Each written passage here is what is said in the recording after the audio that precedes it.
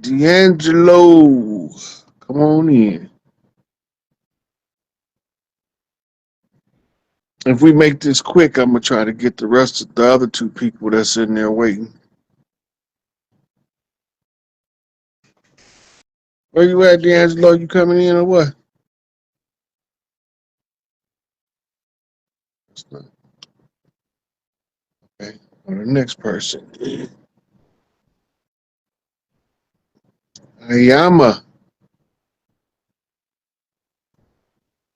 Ayama. I think that's how you say it. Come on up, sweetie. I ain't had no sisters on my whole last two lives. Yes, this is being recorded to be shared on Facebook and probably Instagram for further viewing. Okay, I guess she ain't coming up either. I got two more people. JL Abelard. JL coming up.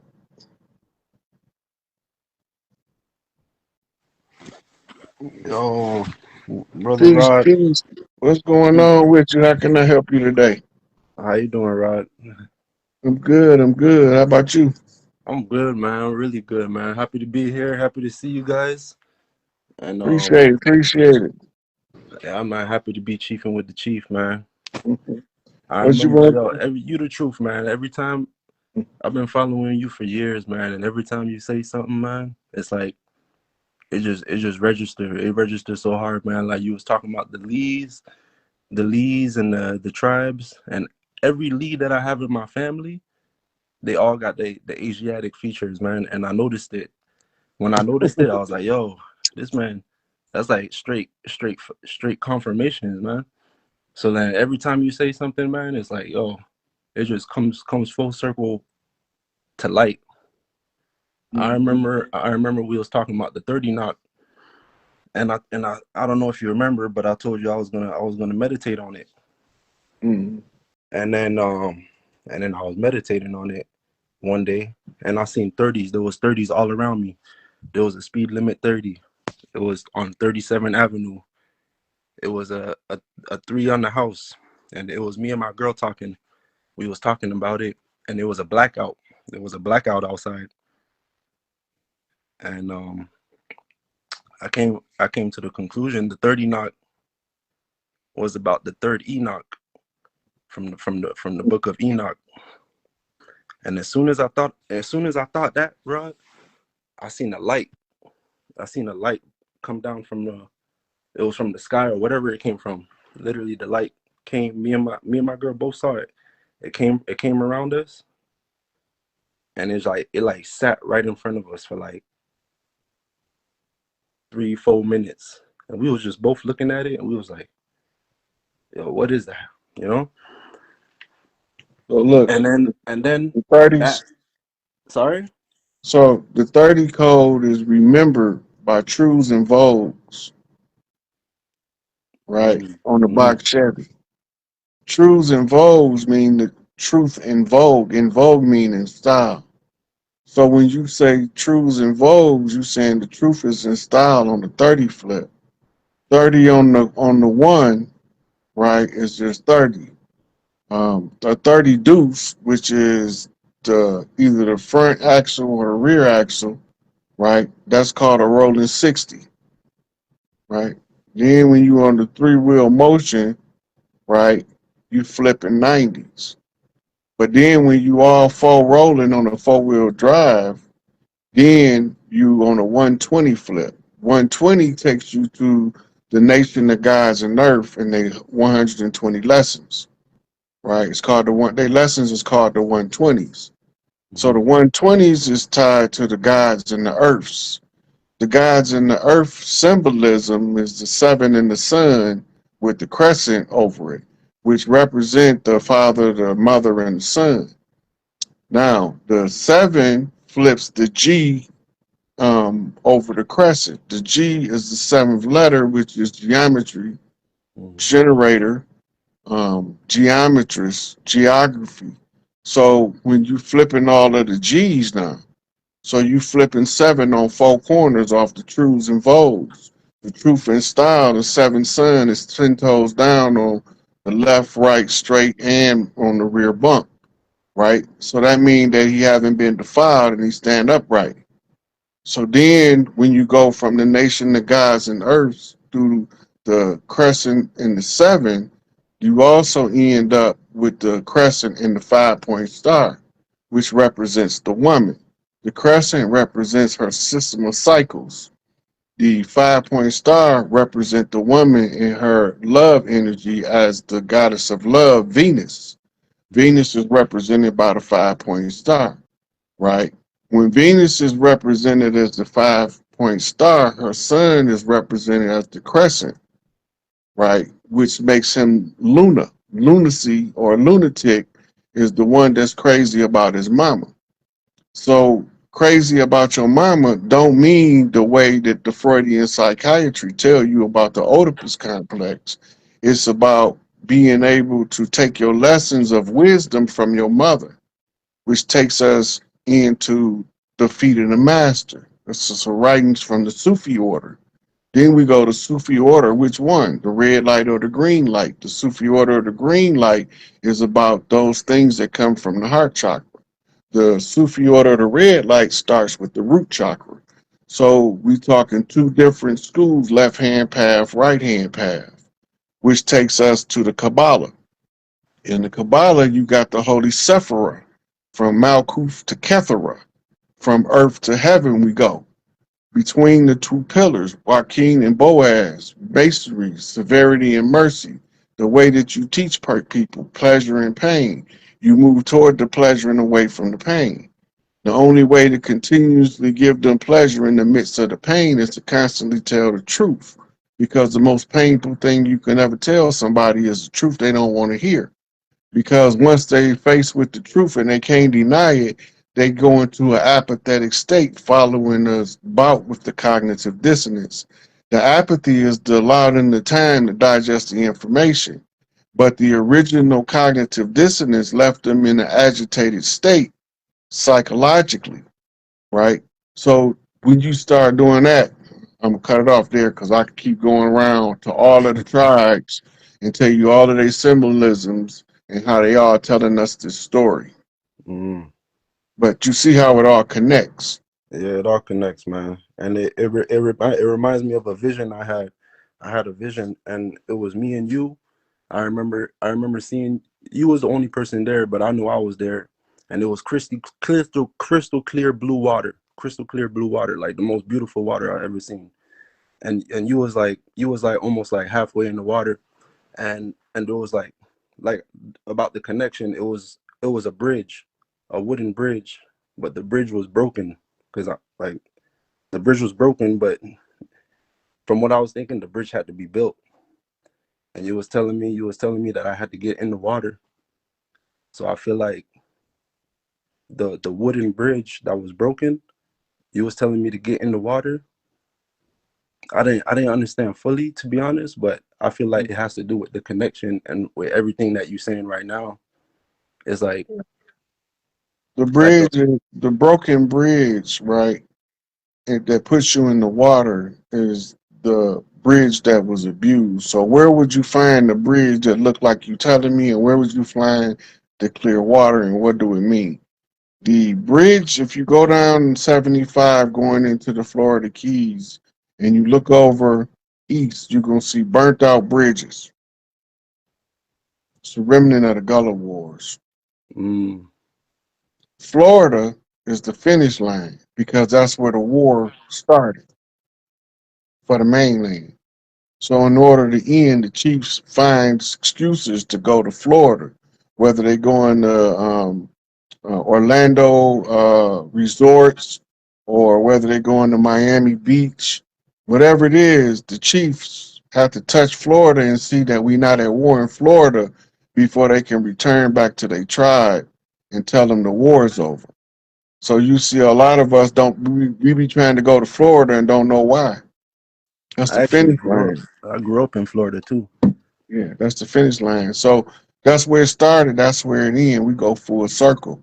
So The clear water, water in the dream, water in the 3D is symbolic for spirit.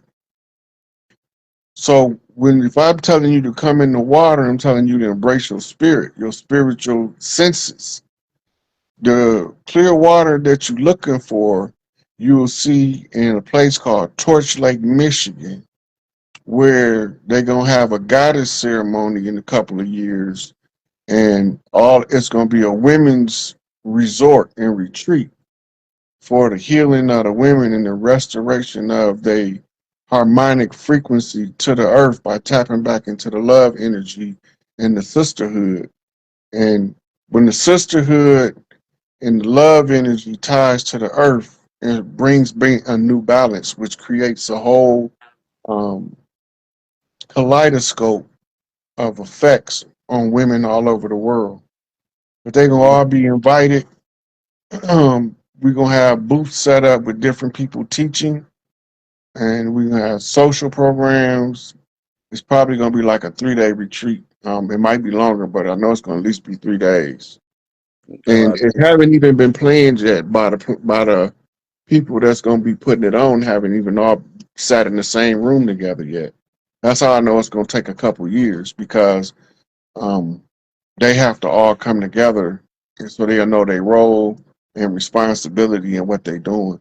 But that's all for the women. That ain't got nothing to do with us men. We got a different function and a different resort that we have to go to, and we have to start teaching these boys about infiltrators and how to spot them, how to know when you got a black devil in your midst, how you know when you got a white devil in your midst, because there's devils in all of them. And they all got a similar characteristic, but if they're not taught how to see it and given like reenactments and stuff, they won't never see it play out in real life and get trapped in it. So we're trying to teach the youth not to get caught in their trap. So when you look for the clear water, you're looking for Torch Lake. You can Google it. You're gonna see it's the clearest. It look like you in the Bahamas, but Torch you in Lake, Michigan. Torch Lake, Michigan. Yeah. And then when you're looking for the burnt up bridge, that's going into the Florida Keys. Mm. Yeah, man. I think it's really important for the women, man. Cause me, I got two little babies, two small babies, and it's not easy, man. We working hard, and it's almost like we barely have time for the family. And women raising the children is like the hardest job in the world, harder than lifting concrete, breaking bricks. And it's like the women have no support. And It's only hard if they don't have a structure. mm, And when they have a structure, it helps them to tune into their mother frequency. And as soon as they hit that energy state, boom, it'd be so fun and they love being a mother so much. But the ones that's trying to work a job, it's harder for her to reach that frequency because you can't work in the world and then have the same mother frequency that the children need at home. This is why the work that needed to be done away from home was responsibility of the men, and the work that needed to be done at home was responsibility of the women. And the reason that was is because we didn't want the women to not finally reach her pinnacle of energy frequency as mother, right? Because when she vibrates on that frequency, it brings harmony to the family, which then families become contagious to other families through association and close proximity. So my family and the way we love each other will affect our neighbor and their family in the way they love each other because they'll say, I want us to love each other like they love each other. So it becomes contagious. So we want the women in that frequency so that everybody is looking to progress forward in love instead of hate. mm, that's deep, man. Yeah, it's just I see like the system is kind of like tricking. Like we in a trap right now. It's like a lot of the elders get sent to the nursing homes when it's like they raised us, they took care of us. They get sent to the nursing homes because nobody have time to take care of them. Everybody's too busy working, paying the bills. That's You what know. Big Mama House was all old folks on. Because when you got to the point where you couldn't take care of yourself, you was obligated to return back to Big Mama House so you can properly take care of. That's where they even got the idea for creating the old folks home, because we didn't put our old people in no institution. We took care of them. We had teams. If they was women, we had her bath team. If she, if they was men, he had a bath team. Then you had people with dinner time that used to job was to feed them, and we was using that to teach responsibility to the teenagers. Most of the elders was taken care of by the teenagers, but it had a social effect and it also had a practical usage. The the teenager that's taking care of a senior get to grow a bond with an elder, so they don't look at old people as expendable. But at the same time, the elder get to tell stories for whatever reason to the teenager in the bonding process that helps them carry the oral traditions forward. And that's one of the reasons why they separated our families like that, because they didn't want the elders giving the knowledge to the youth. But all I can tell them is, I don't know what to tell you, baby. The baby's got it now. Y'all fucked. Yeah, man, it's true, man. And I'm just like one last. I'm gonna ask you what would be the best way like I can help like the mother of my children like in that journey, trying to like since Okay, I'm not look, there all the time. this is what she got to understand first. She got to understand that if she focus on her and the babies, it's going to free you up to bring home the bacon, go get the bacon, bring it home, and tend to her. You are her refuge from her day to day duties, and you have to be aware that if you don't um, give her timeouts and breaks, she's gonna go through a crisis called caregiver syndrome. And this is going to be where she's going to be bitchy, crabby. She's going to have a lot of depression issues. And sometimes they might even, on the third or fourth child, call it a postpartum depression, but it's not. Mhm. She's overrun, and the man don't know how to relieve the pressure, right? So you got to also make sure that she get her time out from the children day where you take the children and go do something and tell her, sit there and watch TV all day and eat bonbons, right? Yeah. So in supporting her, she got to get a break that makes sense, and you got to focus on her needs in Mhm. order for her to effectively focus on the needs of the children. Mhm. So if she focus on the needs of the children and you looking at what she need, you go. She shouldn't have to tell you what she need. If you observant, you already know. She can't change the Pampers if it ain't no Pampers in the house. Shit, it's Mhm. not possible. She could take one off, but she can't put one back on because ain't nothing there. We used to wipe the baby bottom with a wet towel, and now we got baby wipes. Mhm. So you can't expect her to go back to the old ways. So she can't wipe the baby ass properly if she don't got baby wipes. Mhm. Make sure it's baby wipes there. And you know that if she's not breastfeeding, the baby gonna need milk. I don't really prefer the Similac Infamil shit, but using it as the example, you know she gonna have to feed the baby some milk, so you make sure that it's there. So the basic needs of the baby being met by her, by you making sure that you know what's missing. So a lot of people don't take inventory of food in the house, so they don't even when they go grocery shopping, they triple buy shit because they have no plan. And then when you got home, now you got an extra thing of this and an extra thing of that that you might not use for 5 years. Sometimes the shit go bad because you bought too much for the usage that you're capable of using. But anything that you can do, you got to give her breaks. And her breaks is also your time to bond with the children. You can give her daily breaks by when I go home, the first thing I do is I call all my children into the living room and ask each one of them, how was your day before I get in my bath? And I Mhm. sit there and listen to all of them. Oh, you got in trouble in school today? Okay, well, we're going to deal with that when I get out the bath. How was your day, sweetie? Oh. No, you're not having no boys coming over here. It's not gonna happen, sweetie. You got to figure something out. You only 11. Okay, right. Okay, yeah, it's not going on. Okay, what you say, sir? What's your issue? Well, how was your day today? That gives her time for her to go have a Calgon moment. Mm-hmm. Where she can unwind from chasing them around, pulling them off the curtains, whatever the hell going on while you ain't there. You give her that time to decompress, and then you go decompress. Most guys want to decompress soon as they come home. However it Yeah. works for you and the lady you with, but as long as it's a structure there. So she might get a daily break for 2 hours right after you get home while she go take her bath and whatever before we start getting the babies ready. Then we might put the babies through their bath time. Then I take my bath. And now when I get out the bath, the baby's in the bed. I go read them a bedtime story and tuck them in because mama done already put them in the bed. So now ain't nobody up but me and you. Just me and you. Tony, Tony, Tony.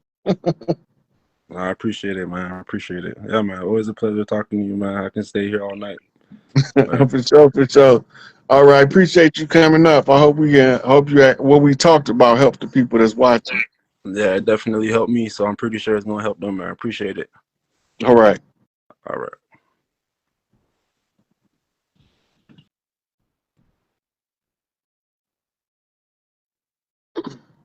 Ayama. We'll try you again, sweetie. There's one more person down there named Darnell. I gotta remember that case somebody have people. Darnell gonna be the last one. Hello, Chief. Good evening. Hey, sweetie, how you doing? I'm wonderful. It's been a minute. What's on your mind today? How can I help you? Well, first of all, I want to thank you for picking me to be one. This is about maybe my third time, second time speaking with you on live, and one time uh, not on live, which was a download for my soul. I just want to thank you. I'm in a different place in my life. I'm going to be quick. Um, I remember the last time I talked with you, you were telling me to calm down my nerves. You could see it through the video. Uh, this stage of life that I'm in is new.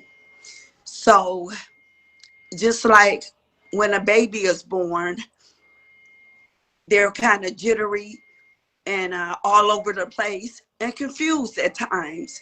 So they realize their purpose. And so I'm there.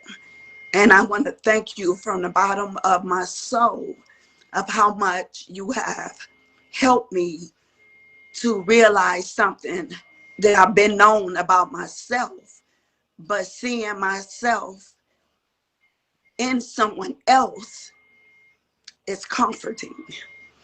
And I can transfer that energy amongst others that come in my presence. So your presence is a gift that God gave to me.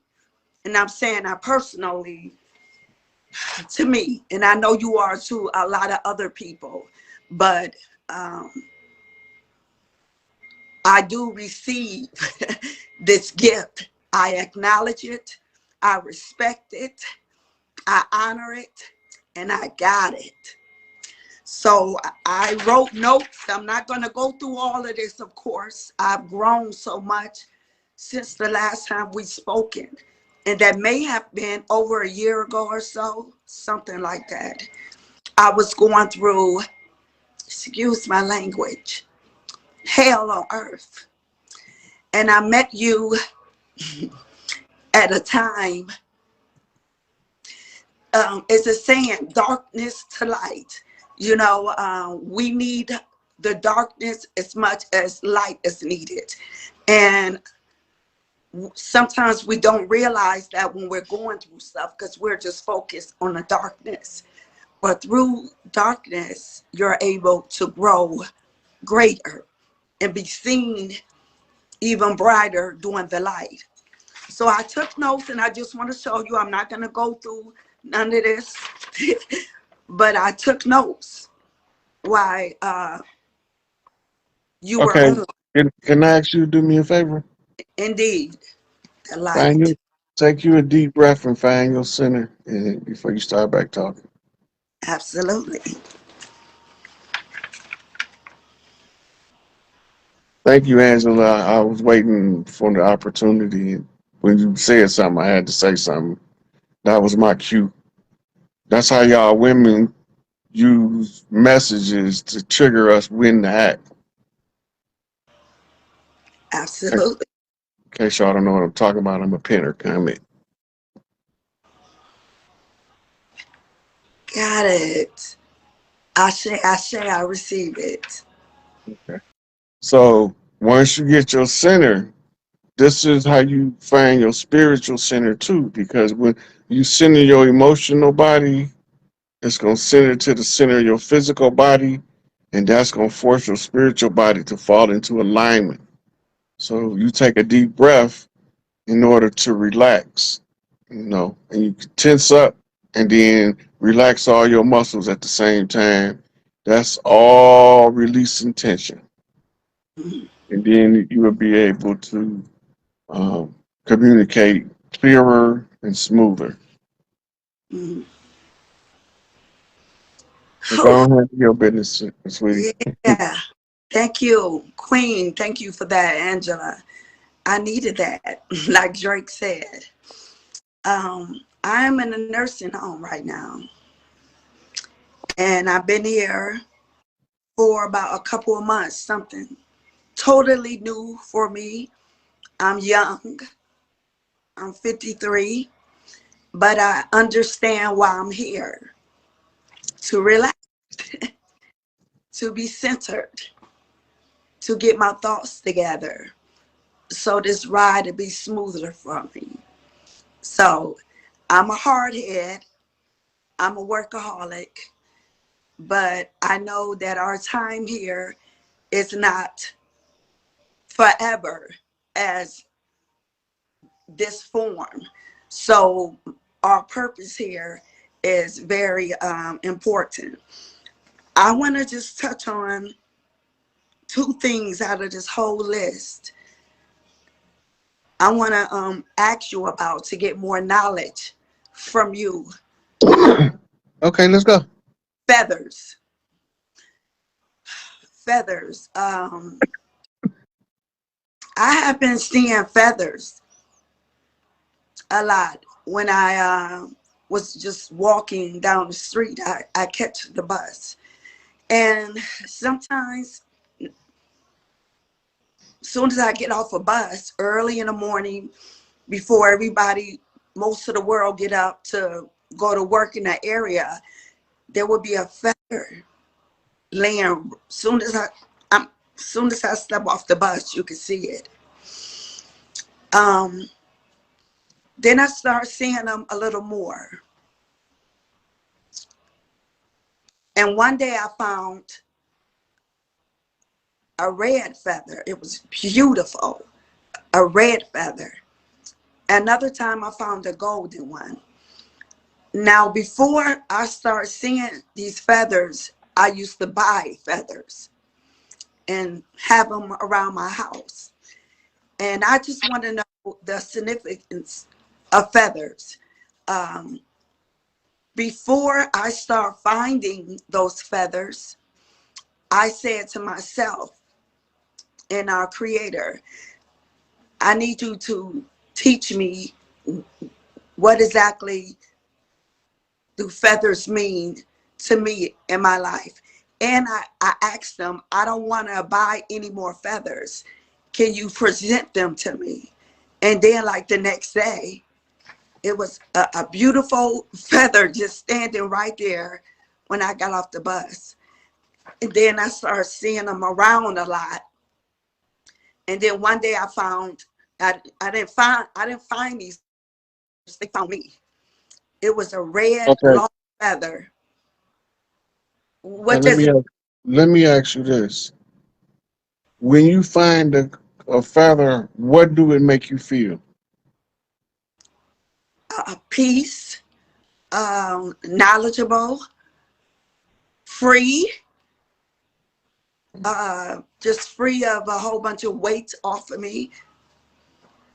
Okay, so every time you find one, based on what you just said, you are breaking free from something.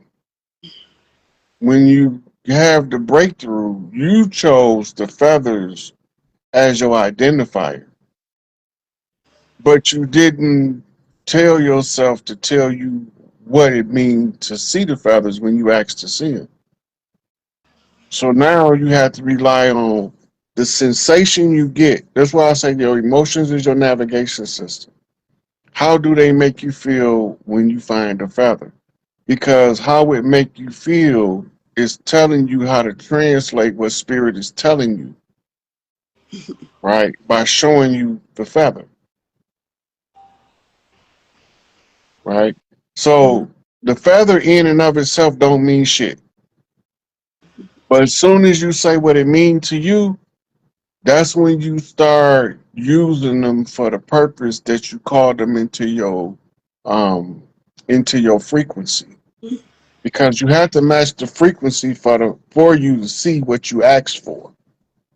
The closer you get to the frequency, the more frequent it happens, right?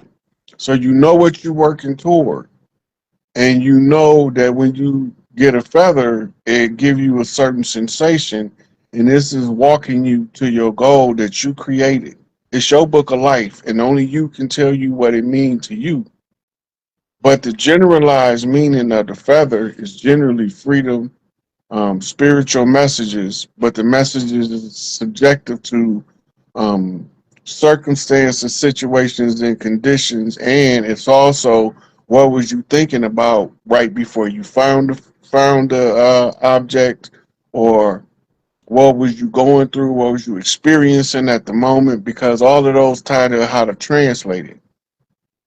But when you give it a meaning, it'll be more accurate in when you see them. You'll tune in and it become more and more accurate about you knowing what spirit is telling you, to the point where somebody could draw a feather on a piece of paper and you say spirit telling you yada yada yada yada yada yada and run them on down.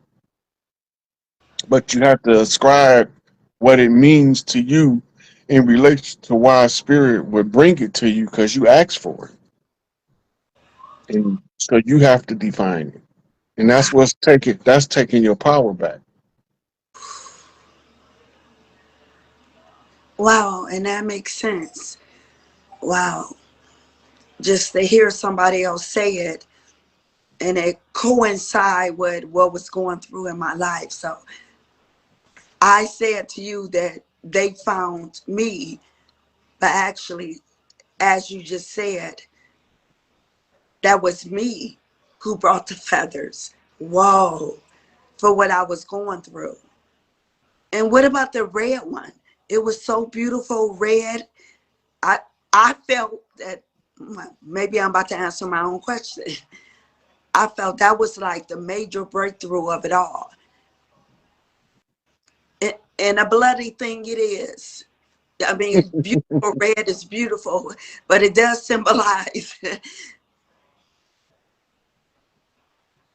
So generally, um, the red color is symbolic of the motherland, which is the bloodline. And the blue line is the fatherland, which is the ruler line. So again, the message can be coming to you off of a matriarchal um, communication with an ancestor. But until you define feathers, I can't tell you what the color mean, because I don't know what it mean to you. But once you give your own definition to the feather, Then you go look up color psychology and other things related to the color red, like cardinal, right, which is a bird, but it's also a rank in the priesthood, right? And the color is red.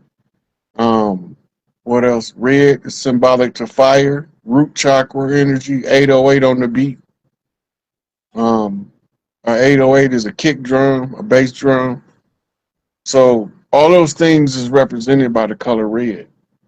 Um, in the mystery systems, you have deities like Set or Seth that's identified with the number red, ruby red. Then you also have hereditary heir as the ruby, but rubies come in red and blue. Most people don't know that. The blue ruby, father's heir daughter, Mhm. red ruby, mother's heir daughter. So you got different meanings, but it all stems from the proper translation of finding out how you called the feathers to you to tell you where you was at on your journey. Because only you did it. You only one really know. Um, Normally, when I let you talk, you give me the description and tell me what it means to you, which allows me to then translate what you're seeing spiritually. I was going through a lot of bad stuff that people were taking me through, but I was walking through strongly, not folding, and not being afraid in situations that most would have been scared. And yes, I was afraid because I'm human and I'm a female, but it was a sense of strength that came over me and peace to let me know, although you're walking through this fire, you can't be touched. And I say that humbly, but I say it strongly, you know. Um, and I feel like it was a fear in the beginning of it because it was a shock, you know.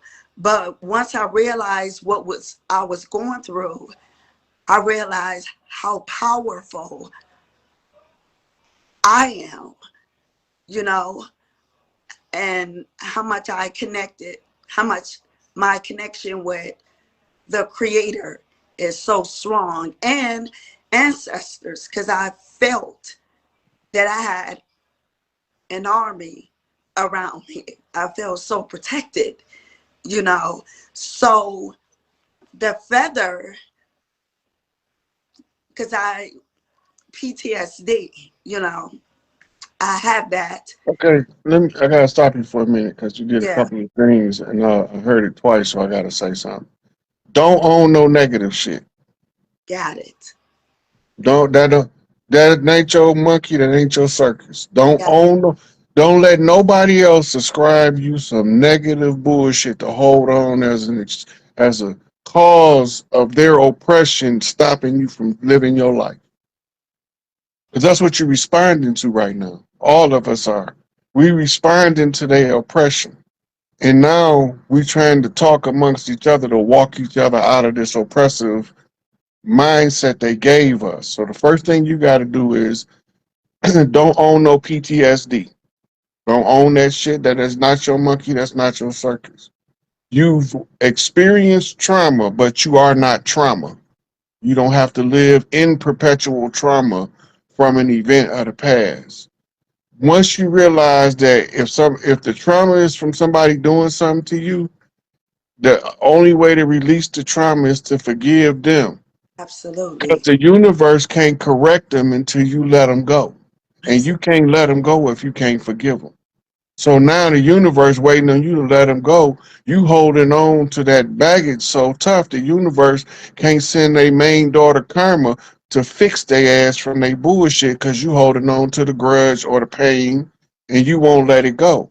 The universe can't do nothing with them until you done with them. And and that's the mentality when you cut their ass off, you gotta realize I'm done. Take your power back. Don't let these motherfuckers tell you to be less than who you are. Embrace your greatness. I received that. I'm gonna be quick. I want to add something to what you just said. Mm-hmm. And sometimes it takes for you to go through something like to see clearly and to Mm-hmm. know clearly. So going back to the feather, that was a sign from myself that I was sending to let me know that you got this. You could be free of it. Let it go. Let it go. You could be free of it. They did win. And I want to go back real quick to a dream that I had because I'm 53. So I Okay. had, One more time, I need you to slow down and breathe, recenter, okay, because you're getting erratic again. got it.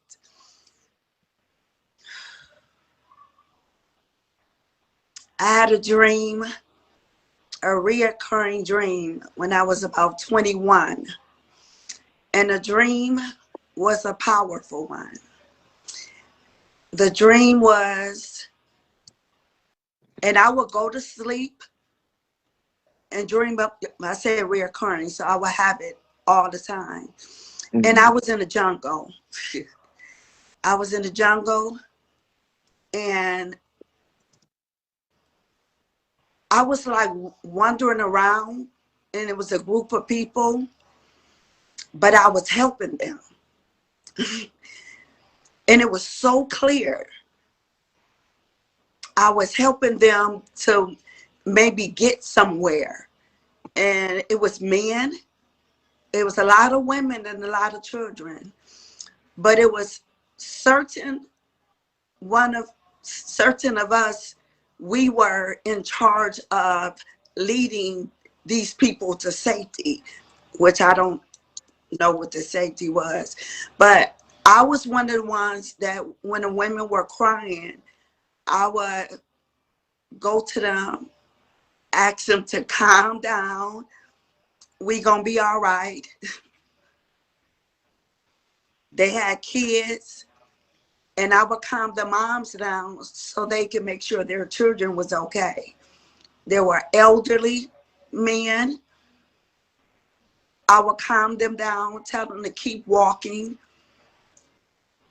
And it was other people like me around, but I never seen their faces. I just heard their voices. And I always felt very powerful in this dream. And I would have it over and over again. So it finally stopped. And I remember when it stopped, I was mad. I was like, why can't I have these dreams anymore? You know, I would have the dream, wake up to go to the bathroom, go back to sleep, and go back to the same part and keep going for years. And then all of a sudden in my life, it stopped. That was in my early 20s. I get it now. When you get done using the training simulator, do you keep using it? The training simulator. Yeah. Let's say, for instance, you're going to school to be a pilot. And part of being a pilot, you have to learn how to fly in a simulator, right? But once the pilot learn how to fly, do he keep using the simulator or do he start flying planes?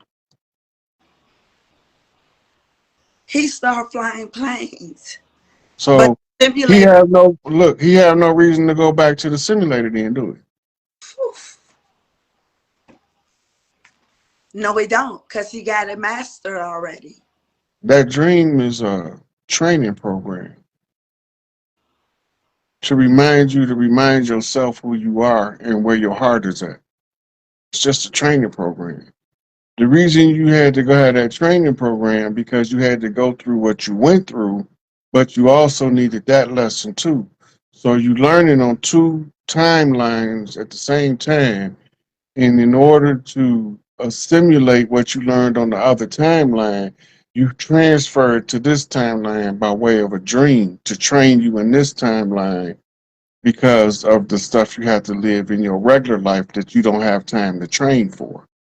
Once you got done training yourself to remind yourself who you were, Now you have to go out and exercise that in the real world. That's how you find yourself right here where we at, with me telling you don't owe nobody PTSD. Because you got to remember who the fuck you is and stand in your power. Once you remember who you are and you standing in your power, you don't have your give a fuck be to turn off. Because now everything explains itself to you. Then you get to see the whole beauty and the workings of the universe and how you derive experience of the pain you went through that give you the strength. Because you gotta have pain in order to make the gains. So in order to find that strength, you have to go through the pains in life as a training program. Life resistance exercise is what I call it. When life pushed back, if you were told it was supposed to get hard, preempted with that in your early days, when it got hard, you would still be waiting on it to get hard. And when ease came, you're going to realize, oh shit, that hard part wasn't as hard as I thought it was going to be. But when they catch you off guard and you go through the hard part of life and nobody preloaded you, shit, you could become suicidal with that shit. Because nobody never told you. We're supposed to help each other. That's why I got to tell you, okay, sweetie, calm down, breathe, find your center. It ain't that I'm trying to boss you around. It's that I'm trying to remind you of who you is and how to stand in your power in the ways that I know how to help you. Make sense? Yes, it does. I appreciate you so much, and it is all coming together, making sense. And life is greater than we know, and I do want to help on any thing you have going on. You said something in Detroit. I'm from Ohio, which is a very sacred state. And a lot of people don't know it, but I know it, I see it, I feel it. Very sacred, many places here. I'm from a town called East Cleveland, and it's pretty rough, but it's sacred. I'm trying to tell the homies, and we old school now, but I'm trying to let them know how we just didn't realize how sacred our little town is. A lot of people will hear of that town and say differently, but I know differently. But my dad was from Detroit, and he's our ancestor now, my ancestor, guiding me through this journey. But Detroit is cousin, is family. So whatever you have going on in this coming year, I would like to help, and I know I can help tremendously with whatever you have going on that you want to do, that you spoke about earlier. I want to start this journey in Ohio, which I'm doing, and throughout the world. But I want to have Detroit be one of the stumping grounds that I lay my boots on to help out with whatever that you need assistance with. So when I get ready to do my programs, I'm I'm gonna be calling for people with certain skill sets. Like I'll be like the first thing I want to open up is the Doula Center. I already know where I was going to be at, so I would start that off with any nurse practitioners, practicing doulas, or midwives, right? Those who aspire to be that enroll as students, and those who's already that can enroll or can apply as a teacher, right? And one of the things that I want to do is I want a national doula directory where if you want to know where the doula at in your area, you could just call one number, no matter where you at, and they'll say, "Oh yeah, we got a doula for you. You should be over there tomorrow, 3 o'clock." Yada yada yada. Boom. Now everybody can have access to natural childbirth and um, proper severing of umbilical cords. And some of them want to get lotus birth, but you at least gotta wait till the placenta release if you want to cut the cord. If you cut the cord before the placenta release, you interrupt the pair bond in the mother and child. So that's like a critical part of the childbirth process that they deliberately do, knowing the information I'm saying, and they still cut umbilical cords because they know it's going to cause problems in the proper pair bond in the mother and child. Mm-hmm. Wow. Wow. Oh, so we must change that. We must change that. Look, I just shared a post yesterday. If you scroll my page, you'll see it. And the scientists were saying that they just now discovering that they've been cutting umbilical cords prematurely. They need to wait for it to turn to opaque white. It's right on my page. You can see. You can scroll down. It's not that far. You can see it. Yesterday, I think. All right, I'm gonna go on there and look at it. I'm gonna All give right. All right, sweetie. I got one more caller, and I'm gonna take him, and I'm gonna be done for the night. Okay. Peace and All right. blessings. All right. Thank you. Thank you.